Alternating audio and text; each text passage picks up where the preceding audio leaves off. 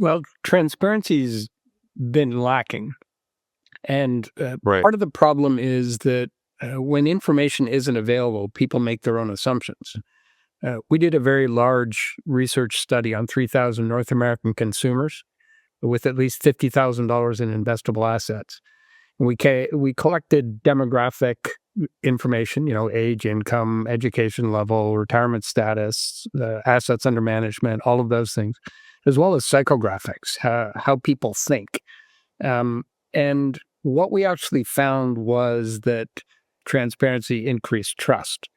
There was a perception beforehand that there were fees that were hidden, and to the extent that a lot of those commissions were embedded, they weren't on the statement. You could find them in the prospectus, but the average investor had the belief or perception that there were fees that they were paying that they weren't aware of. And oftentimes they overestimated what those fees were.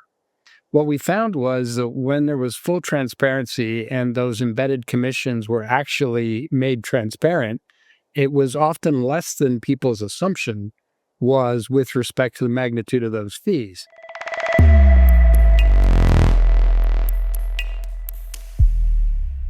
Welcome back to Insight is Capital. I'm your host, Pierre Daillie.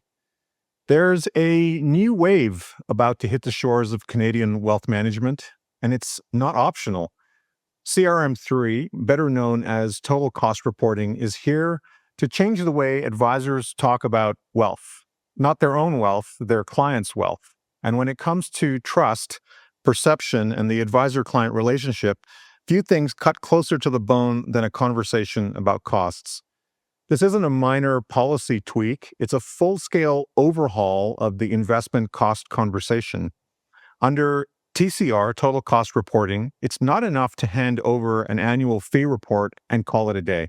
Advisors will be expected to open the hood completely, showing management fees, product costs, transaction charges, and anything else related to the investments they hold. Every line item tied directly to each portfolio. And here's the catch. Clients will see it all in black and white, the numbers, the totals, and by extension, the value you deliver as an advisor. The question isn't just what you'll disclose, it's how you'll explain it. Will your clients walk away more confident in your guidance or start shopping for a better deal? That's where today's conversation comes in. Joining me are three voices who can see the edges of this issue from different vantage points. Arnie Hochman from the Securities and Investment Management Association, SIMA. Dr. David Lewis, a behavioral scientist, here to decode how transparency plays with the human brain and the human wallet. And Steve Braugiroux from National Bank of Canada, bringing the institutional perspective on adapting to TCR in the real world. If you're an advisor trying to protect client trust and want to properly prepare clients to understand the numbers in their statements, we hope to make this episode as helpful to you as you prepare for the biggest disclosure shift Canada's seen in years. This is Insight is Capital. Join us in our fireside chats with some of the most fascinating people in finance to discuss their insights on life, markets, macro, investment strategy, and much more.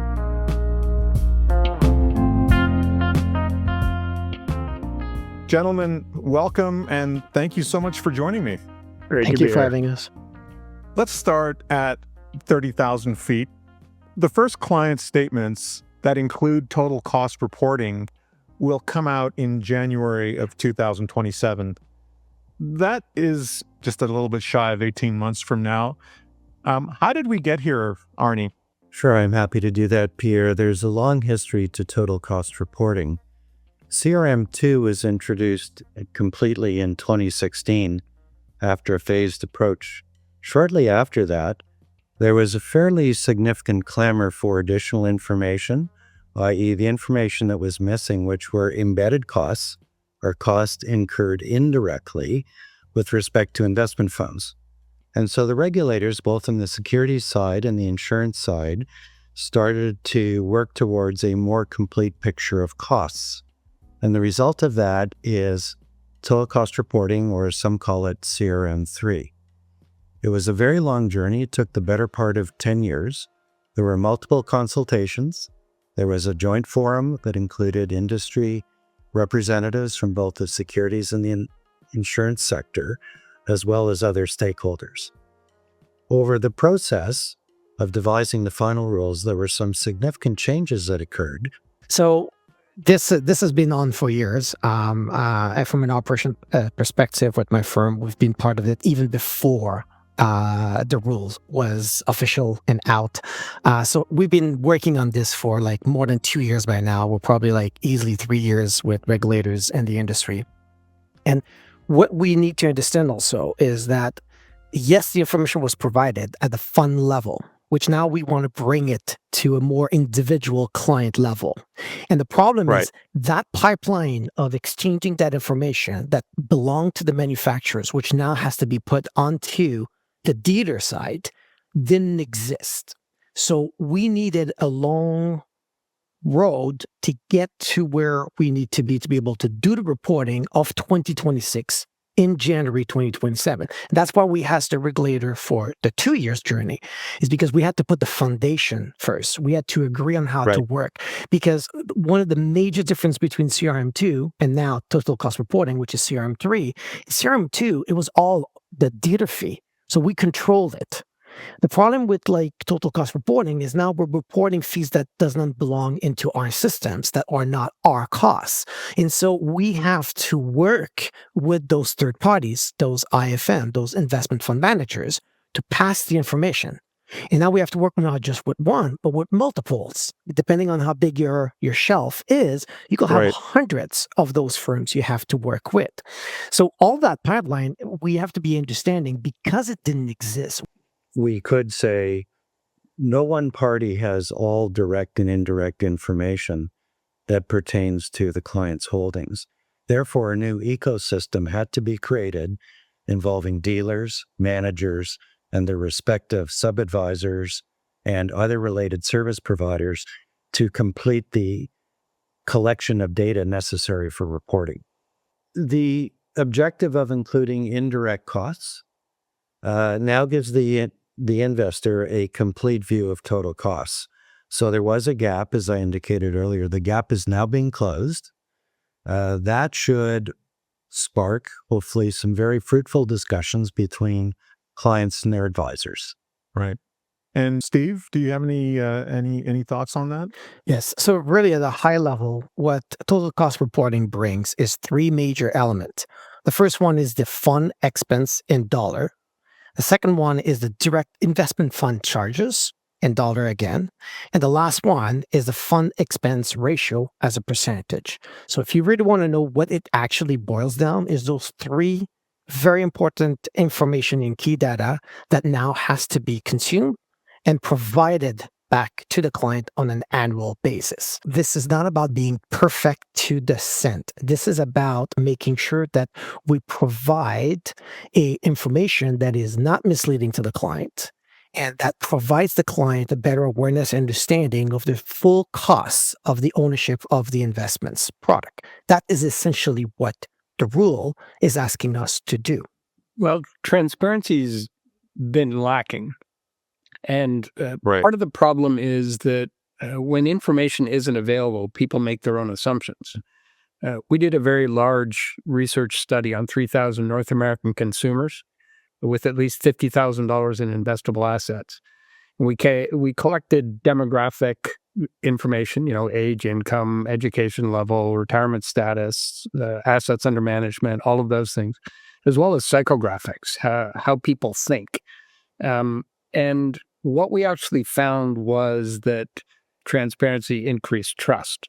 There was a perception beforehand that there were fees that were hidden, and to the extent that a lot of those commissions were embedded, they weren't on the statement. You could find them in the prospectus, but the average investor had the belief or perception that there were fees that they were paying that they weren't aware of. And oftentimes they overestimated what those fees were. What we found was that when there was full transparency and those embedded commissions were actually made transparent, it was often less than people's assumption was with respect to the magnitude of those fees. And the result actually was that people in the level of trust in the advisor and the financial institution increased when there was transparency. And that's somewhat counterintuitive. One of the big fears with total cost reporting is that suddenly clients are going to see these new fees and they're going to react negatively to the new fees. But what the research demonstrated was that people were overestimating the amount. And when they found the actual proper amount and were able to compare it, it increased the level of trust, made them less price sensitive, more willing to pay for advice, and they in turn linked that advice to the value. If you think of luxury goods, for example, oftentimes price is a proxy for quality. Right. And what people found was when the transparency was there, they trusted the advisor more, and that significantly contributed to their willingness to seek and follow the advice. So that transparency, has an outcome that's almost the opposite of what people feared. It has a positive outcome. I would tend to agree with that wholeheartedly because I recall, if I go back to my advisor days, I had come across U.S. guidelines which detailed something called an ADV, which was a disclosure format that advisors in the U.S. had to use. And in that ADV, you had to basically go through it line by line with the client and disclose to the client, how you get paid, how you work, how they engage, how you engage with clients, everything.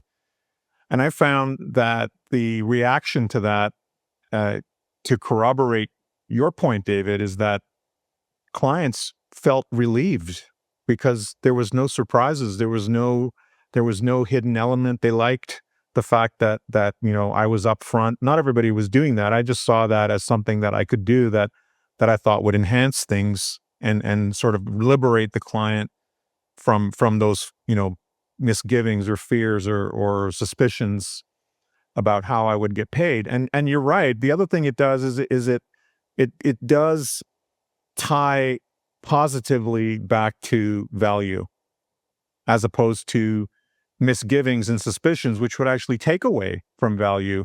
What's particularly new about total cost reporting is all the disparate disclosure, which occurs in different places, is now consolidated into one document.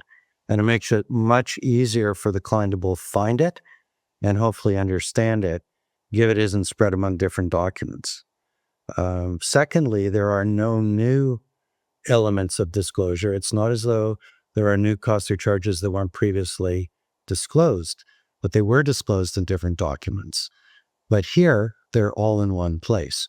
You may want to take a sample of that document, and as an advisor, you may want to go through that sample document to disclose what those costs that will be reported on their upcoming statements will be. I think I would add to that, a lot of firms haven't made changes to their client reporting in a decade. Changes to branding, changes to color, maybe typeface. But the actual content of the statement hasn't been changed. And here's a real opportunity, to use the metaphor, you got the hood up, you might as well do some other work while you're at it. And I think you can look at this as an opportunity driven by the requirement. Maybe something that the dealers can do for their advisors is start providing a roadmap for implementation where, as a guide, so that they know, what's expected, what's coming up, what's going to be in that reporting, what's expected from that reporting. I can even see, when we were talking earlier, Steve, you mentioned that, there's a lot of items that are not expected to provide that reporting simply because they fall outside of regulation. What investments are included and what's not included? The rule is from securities law, and it is investment funds that are prospectus-based. There's requirements that if you have a product that is not part of that, but you are aware of embedded costs, which you should through the KYP of your firm that's doing, you're going to have to disclose to the client that there's embedded fee. You just don't have the information. Now, let's go with the joint notice the regulator did. Two regulators works together, including the insurance side, to do the CRM3, the total cost reporting, together. Now, in insurance law, the manufacturer is accountable and responsible to send information to the policyholder. So if you have a client that have securities, including investment funds with prospectus, but they also have SEC funds, which are the insurance side, The policyholder of the seg funds, your client, will receive that reporting from the manufacturers of the seg funds. And on your side, you're forced to disclose that there is embedded fee, but you don't know the information. Right. Here's my questions. The information is out there. You can have it. Why did you not consolidate it? And by not putting it there, you open the possibility for the client to ask more questions and wonder about, are you fully transparent? So this is where you can do the minimum and you're at no fault. You're doing what you have to do, different regulators, different requirements, but you have a chances here to provide all of the information transparently to the best of your ability. So wherever you can get that information, you are being transparent. That can help you and ensure the client feel that there is a trust and a full transparency instead of finding the information in a different disclosure that you didn't provide on your side. So that's where I would say there's a bit of a call out to the advisor force here. Talk to your head office, be informed into this, and provide the right message to your head office so that like you can collaboratively work together in providing the best reporting to the client and ensuring there's a transparency, build of trust, and you enhance your services. One exclusion from the reporting will be for new funds. So that basically indicates that there will be a lack of information for the new funds, or the information is for such a short period of time that its disclosure could be misleading. In terms of the form of reporting, while the inputs are specified, the actual form of the reports is not. Therefore, different firms will have different forms of reports, and it will be very important for advisors to look at their particular firm's form of reporting. And speaking of that, foreign listed ETFs and funds are a major sticking point because the dealer's on the hook because the foreign listed ETF providers are not required under TCR to provide that information to the dealer. So it's incumbent upon the dealers to get that information, and therefore incumbent upon the advisors in the end to provide that disclosure of what those embedded costs are for those foreign listed ETFs. Yeah, that's exactly right. And that was part of forming the ecosystem. So there are service providers that are stepping into the breach with a view to providing that data. So hopefully the vast majority will be forthcoming. However, even where it's provided, the data is slightly different than the total cost reporting data that's required to be provided in Canada generally. So data will be provided. It's not exactly the same as the Canadian data. There'll have to be note disclosure to indicate the difference. Yeah. So, considering there's well over $200 billion in foreign listed ETFs, Steve, what are your insights on that? So you're touching on something very interesting. That's a big amount of work for the dealers to do, and also you got to go get that information. When on the other side, they're not interested to give it to you unless they're forced, and their regulator is not forcing them. Now, there's some equivalency that are quite easy. The US have one that like even our regulator says you could use this one. And also they provided an example for European product as well. So that gives us a bit of an idea of what we could do. There's also professional judgment that's into the rule. And if to try to get that information, let's say, for example, a New Zealand ETF, and that's the only client that got it for whatever reason, and the cost to do this will be enormous with like the integration and everything. At one point, the regulators also provided us the opportunity to say this is undue burden for like, in terms of cost and everything to get that information. So you are allowed to provide a disclosure and put the NA in those cases. But you can't do this with some. We know that like ETF in the US, we're very much connected and there is an equivalency. So there is a duty for the dealers to go and get that information. The dealers will require controls to ensure that there isn't missing data, or the data isn't blatantly incorrect, or any number of problems can occur in the data feeds. So that therefore requires additional people involved in compliance and risk to ensure that there are reasonable controls in place. And so that then leads to potential reputation risk for both the individual dealer and the industry collectively. If there are more than a couple of stories in the press about blatantly incorrect or missing information, that then provides a negative halo for the industry as a whole. So it's incumbent on all of us to use our very best efforts to get it right out of the box. Interesting. Very interesting. The consistency is very important. Most financial advisors recognize that their clients often have money in multiple places. They'll have money in an employer-sponsored plan. Right. They may have money sitting in, their bank, as an example, the bank branch, money with the dealer, and really to properly serve those clients, it's important that there be a portfolio-wide view of the client's investments. You need to really look at all of the investments, look at all of the risks, look at all of the returns as one big picture. And consolidation of assets is the opportunity here. If you can at least see what all of your clients' investments are and compare them to their risk capacity and risk tolerance, then you can provide much better advice for clients. And financial advisors really are interested in creating better financial outcomes for clients. And to the extent that we have comparability across different providers and different assets, it becomes much easier. So as an example, you're no longer having a client conversation where the client says, well, I'm not sure I want to move all my funds here because my funds over there are no fees. And, the reality is in the past, there were fees, but they were embedded and they weren't transparent and the client wasn't aware of it. They may have thought there might be fees, but there's been plenty of mystery shopping that shows that, you can go into various different institutions and get the answer that, no, our funds have no fees. And, it's whether it's training or, whether it's, a little more less charitable interpretation of why they would say there are no fees, the perception exists, or the possibility exists, that the client is not able to really compare apples to apples across different investments and different institutions. So again, this is something that seems to be a threat to advisors, but is really a tremendous opportunity because it creates that level playing field and it lets an advisor have the conversation. Let's look at all of your assets and let's look at your financial objectives and let's look at what we need to do now going forward to increase the probability that you're going to achieve your financial objective. Right.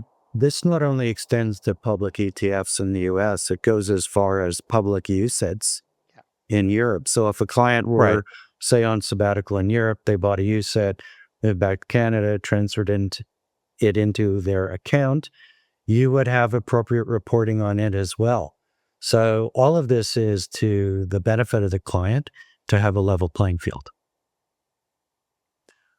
I can see where it also opens up a further discussion that is starting to dominate conversations on portfolio construction, which is fee budgeting, right? And where an advisor has an opportunity to point out to their client, look, you've got all these beta assets, these indexed assets that are costing you very little to own.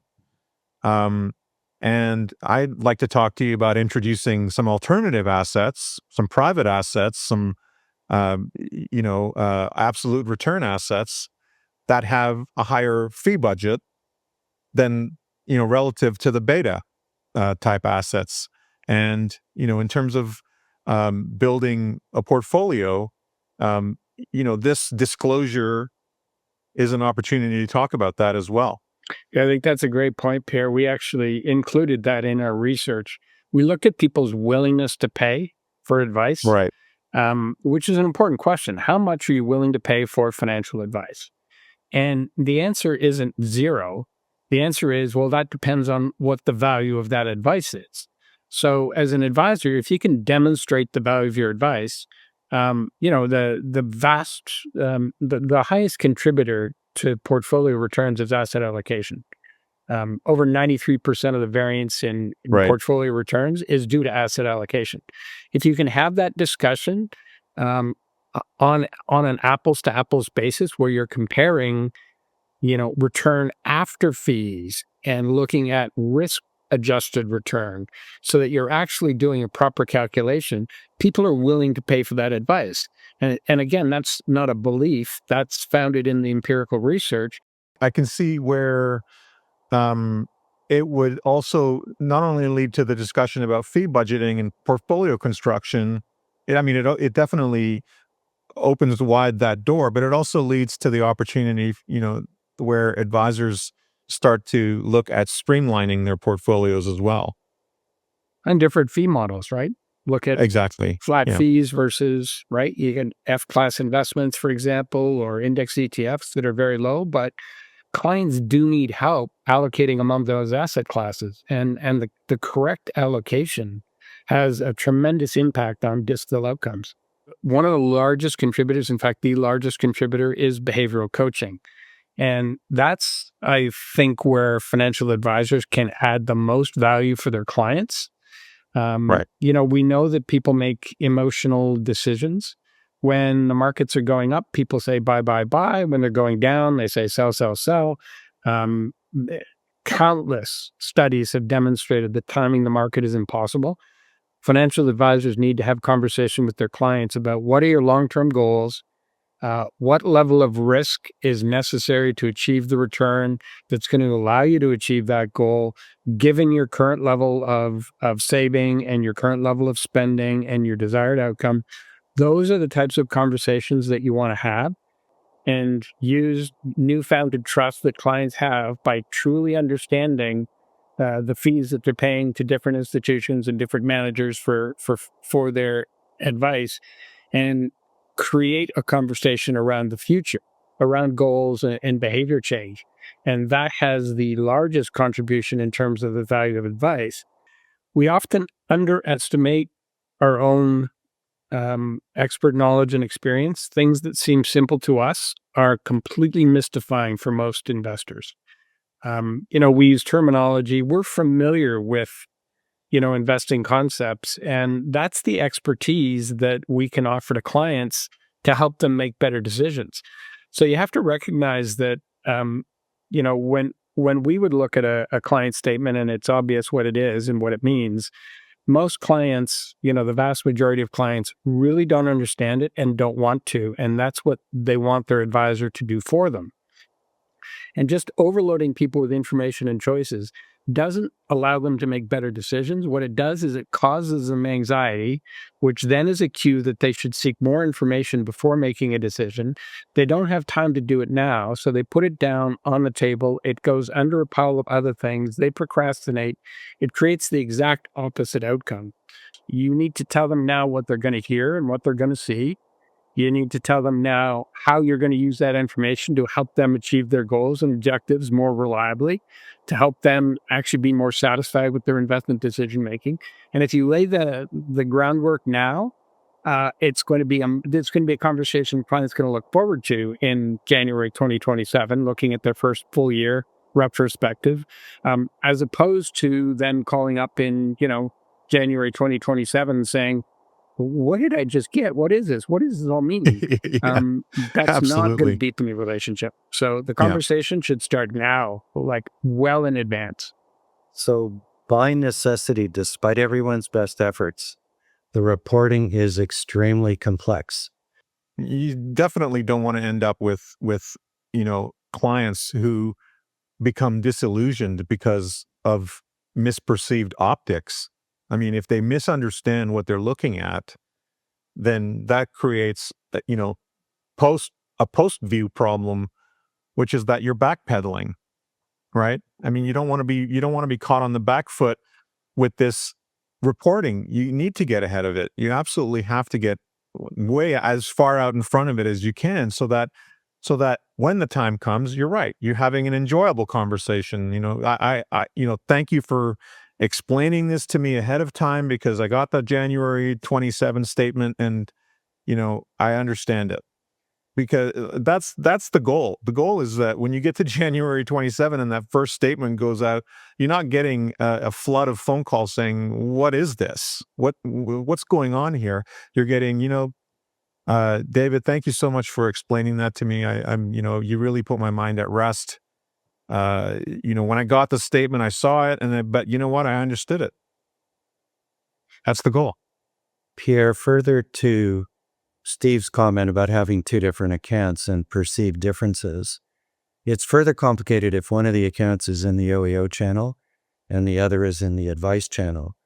In the OEO channel, because of the OEO trail ban, it's quite reasonable to expect that there would be a management fee rebate or a dealer rebate. Those amounts could show up either in as a reduction to direct costs or a reduction to indirect costs.